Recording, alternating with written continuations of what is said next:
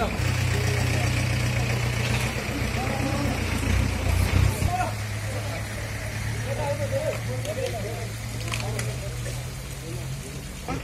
अरु त छैन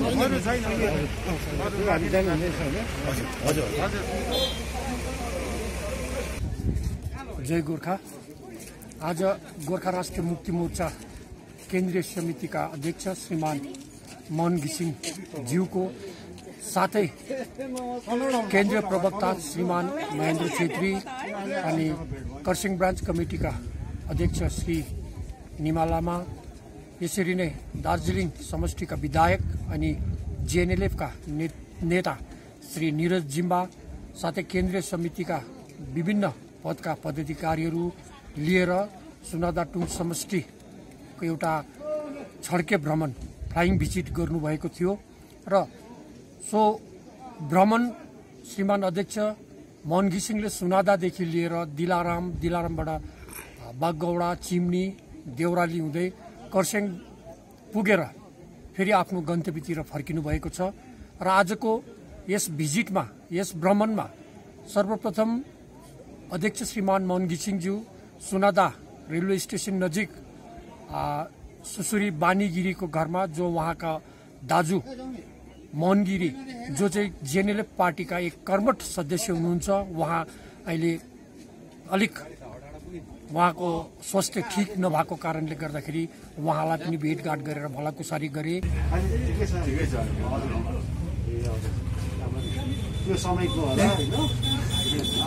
नोभेम्बर 1 तारिक भएको भयो कि नोभेम्बर 1 तारिक ड्युटी जानुको लागि हो।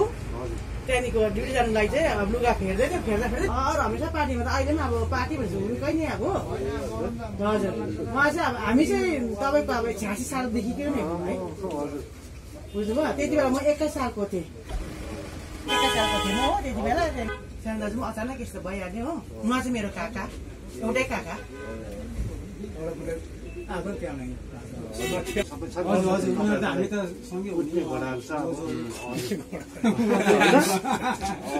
अब आशीर्वाद चाहियो होइन, ब्लेसिङ चाहियो होइन। तपाईँ पनि आइदिनु भयो, मलाई खुसी लाग्यो। यसरी नै बेला बेलामा यसो सुनेर उठिँदाखेरि चाहिँ यसो हाम्रो घर पनि नभुलिनुहोस्, यसो आउँदै गर्नुहोस्।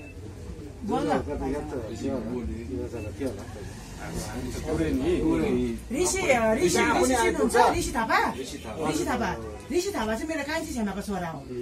र आएर दिलाराममा उहाँले 86 को शहीदहरूको जुन शहीद वेदी दिलाराम फाटकमा छ, त्यो शहीद वेदीमा पनि हाम्रा अध्यक्ष श्रीमान मोहन घिसिङ साथै विधायक अनि गोरामुमोका नेता निरज जिम्बाले खदार्पण गरी हामी दिलारामबाट बागगौडा हुँदै चिम्नी आयौँ। र चिम्नीमा विभिन्न शाखा प्रशाखाबाट हाम्रा दाजुभाइ दिदीबहिनीहरू, जेएनएलएफ, जेएनडब्ल्यू, जेएनवाइएफका दाजुभाइ दिदीबहिनीहरू भेला भएर श्रीमान मोहन घिसिङ, श्रीमान महेन्द्र छेत्री, श्रीमान निमा लामा, निरज जिम्बालाई भव्य स्वागत गरेर त्यहाँ एउटा सानो आकस्मिक सभा पनि गरियो।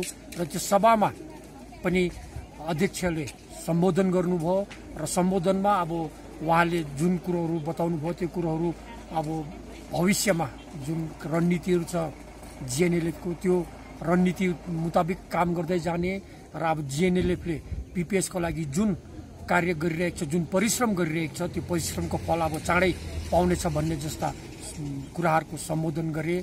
र यही बाटोमा आउँदै गर्दाखेरि विशेष यहाँ देउरालीका हाम्रा जेएनएलएफका 86 देखिको नै एक कर्मठ सदस्य, समर्थक, साथै उहाँ पूर्व प्रधान पनि हुनुहुन्छ स्वर्गीय जेबी मोक्तान, उहाँको अन्त्येष्टि कार्यमा पनि अध्यक्ष अनि अध्यक्षसँग आउने सबै टोलीले यहाँ उहाँको अन्त्येष्टि कार्यमा सामेल भएर यहाँका जो दिवंगत स्वर्गीय जेबी मोक्तानको परिवारहरूलाई आश्वासन दिए। उहाँहरूको दुःखमा हामी पनि साथ छौँ भन्ने जस्ता आश्वासनहरू दिएर उहाँ यहाँबाट फेरि आफ्नो गन्तव्यतिर फर्किनु भएको छ। धन्यवाद।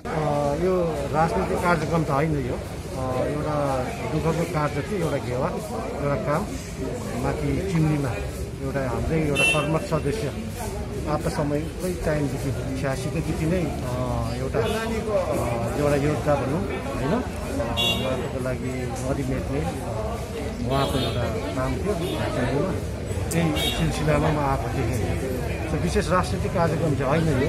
सो यसरी चाहिँ बाटोघाटोमा कुना काटीमा त्यस्तै अब हाम्रो मान्छेहरू चारैपट्टि छ, हाम्रो कागजहरू, सपोर्टर्सहरू, वेल विसर्सहरू, उहाँहरूलाई यसो भेटघाट गर्दै दुःखसो बाटो हिँड्दै आएको। जेनले पार्टीको तपाईँहरूको एउटा 60 एउटा अलगै नै छ र इलेक्सनको टाइममा यसलाई 60लाई लिएर कुन प्रकारको तपाईँहरूको चल्दैछ? अब हामी चाहिँ फेरि अब कन्फ्युज हुनु भएन। 60 हो जेनले पार्टीको एउटा होइन, एउटा त्यो आपातको समयदेखि नै यो इस्यु उठाएको हो त्यो समयमा। तर अहिले गरेर जुन चाहिँ जेजेपीको स्ट्यान्ड राखेको छ होइन, जुन चाहिँ प्रकारले यसपालि बिजेपीलाई एउटा हामीले एउटा सहयोग पुऱ्याएको छौँ, सघाएको छौँ, त्यो सघाउनु अगाडि नै एउटा हामीले एउटा पत्रचार गरेर यो त्यही भनेको छौँ हामीले कि छैटौँ भन्दा मुनिको कुनै पनि व्यवस्था चाहिँ हामी स्वीकार्दैनौँ। यो चाहिँ एउटा लक्ष्मण रेखा जस्तो हामी तानिदिएको छौँ होइन। त्यसले माथिल्लो तहमा के कसो छ अब त्यो बातचित हुँदैछ, त्यसमा के कसो हो त्यो हेर्दै जानुपर्छ। अब समयले के बताउँछ। अब तो आगे का जो अभी जो विधानसभा चुनाव है, क्या जिनले 60 को मुद्दा लेकर बीजेपी के साथ अलायंस करेगा या इसके लेकर कुछ बातचीत? अभी थोड़ा समय है, इतना ज़्यादा भी समय नहीं है, लेकिन थोड़ा बहुत समय है, इसलिए हम लोग चर्चा करेंगे। हाँ, अभी एक्टिविटीज भी शुरू होने लग रहा है। अभी जो भी है पॉलिटिकल पार्टी सब लोग आ रहे हैं, रस्ते हैं, तो देखेंगे। बाकी ये सेंट्रल कमेटी है, सब हम लोग देखकर बात करेंगे। आप लोग को बीजेपी से बात हुआ है ये 60 को मुद्दा को लेकर? नहीं, मैंने अभी बताया ना, जो इश्यू में इस बार जो बीजेपी सरकार को, बीजेपी कैंडिडेट को हम लोग ने सहयोग पुराया है। जो लेटर के बारे में हम बताया था, यही था कि 60 के नीचे के कोई भी व्यवस्था हो, हम जेएनएलए पार्टी उसको स्वीकार नहीं करेंगे। बॉटम लाइन वही है। सो उसके ऊपर जो भी है वो बातें चल रहे हैं। तो अभी प्रीमेचर होगा अभी जो भी बताने, तो देखेंगे आगे। ये स्थायी राजनीतिक समाधान का बातें हो रहे हैं। जेएनएलए का जो भी है एक रिस्पॉन्सिबिलिटी है, जो जैसे प्रकार का एक प्रेशर डालना है, जल्दी हो ये स्थायी समाधान, इसमें काम हो रहा है। बीजेपी लीडर्स के साथ हो रहा है आप लोगों का? हो रहा है, बातचीत हो रहा है, मुलाकात भी हो रहा है, ऐसा नहीं है, आपको पता ही है। तो अभी दिल्ली इतना ज़्यादा जाने के भी नहीं है, फिर जाने के बाद फिर 14 दिन के फिर क्वारंटाइन में रुकना पड़ता है। हाँ, इसके ये भी है समस्या। फिर भी होम मिनिस्टर अभी तो हॉस्पिटल से डिस्चार्ज होकर आया हुआ है, तो देखना पड़ता है। उन लोग से फिर मुलाकात करने जाएंगे आप लोग? देखेंगे, बातचीत हो रहा है। लेकिन जेएनएलए पार्टी, हम जेएनएलए पार्टी की बात करेंगे। जेएनएलए पार्टी इस बात बहुत सीरियस है। जो भी इश्यू है पार का स्थायी राजनीतिक समाधान के लिए, जो भी कार्यक्रम करना है, दबदबाव डालना है, उसे क्या करना है, जेएनएलए पार्टी करेंगे उसमें। और बात तो है नहीं, अभी ये राजनीतिक कार्यक्रम नहीं है। बाद में जो राजनीतिक कार्यक्रम होगा जेएनएलए पार्टी को ऑर्गेनाइज करेंगे उस बात, तो जो भी है हम बता देंगे उसको। विधानसभा चुनाव को लेकर बीजेपी के अलायंस का तो अभी तक कुछ नहीं हुआ? अभी तक तो कुछ नहीं है, बातें नहीं हुआ। देखेंगे आगे क्या होगा। आगे हो सकता है, देखेंगे आगे जाकर क्या होगा, कौन सा रास्ता अपनाना है, क्या करना है, तो सारा बैठ कर बात करेंगे। जिनने प्रेसिडेंट उनके साथ जगह जगह जा रहे हैं कि मोहन घिसिंग और मेरा साथ राम और हनुमान का साथ है, तो हनुमान और राम एक ही साथ ही होगा, ये नया प्रश्न नहीं है। और हमारा साथ एक बीजेपी के साथ एक अलायंस है, पॉलिटिकल अलायंस है, कोई कंडीशन पे अलायंस है। तो अगर बीजेपी हमारा कंडीशन के ऊपर ही परमानेंट पॉलिटिकल सोल्यूशन का बात किया है, तो अगर ये परमानेंट पॉलिटिकल सोल्यूशन के ऊपर अगर बीजेपी गंभीर रहेगा, और हमको मालूम है कि ये गंभीर है मसला है, और गंभीरता पूर्वक ही बीजेपी इसको ध्यान देगा, तो हमारा जब तक ये पॉलिटिकल अलायंस है और जब तक मुद्दा के ऊपर बात होगा, तो हम लोग एक ही साथ हैं। तो आगामी विधानसभा चुनाव में क्या बीजेपी के साथ जेल जाएगा? अभी तक तो अलायंस है, हमारा कोई प्री इलेक्टोरल कंडीशंस है, इलेक्शन के आगे हमारा कंडीशन है। अगर वो कंडीशन को फुलफिल करेगा तो अलायंस चल जाएगा, नहीं तो BJP does not have any compulsion.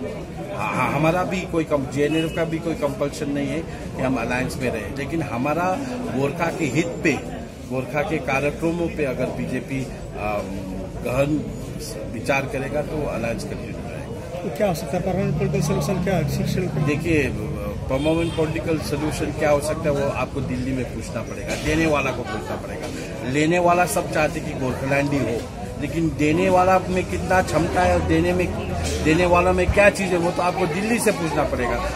हम तो मांगने वालों में से, देने वाले में से तो दिल्ली है। आप तो बीजेपी के एमएलए भी है, तो आप? मैं बीजेपी का एमएलए जरूर हूँ। आपके नजर से क्या अभी पॉसिबल है? ये होम मिनिस्ट्री का बात है, हर कोई बीजेपी का एमएलए या एमपी होने से उसको पता नहीं चलता ये क्या हो सकता है। ये होम मिनिस्ट्री के पास इसका फॉर्मूला है। हम सब चाहते कि इसका समाधान जो हो गोरखालैंड हो, लेकिन बीजेपी क्या सब दे सकता है समय अनुकूल, हम उसको देखेंगे और विचार करेंगे।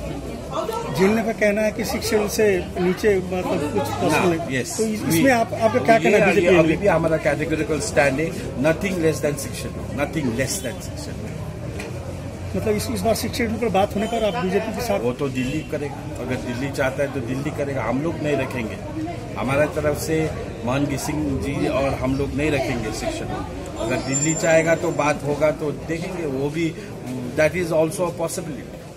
क्या जेल का जो डिमांड है वो आप बीजेपी के नाते से बीजेपी सीनियर लीडरशिप को ये बात बता रहे हैं? ना, हमने बता दिया है, होम मिनिस्टर को भी हमने कह दिया है, बीजेपी का सीनियर लीडर को हमने कह दिया है कि नथिंग लेस देन शिक्षण।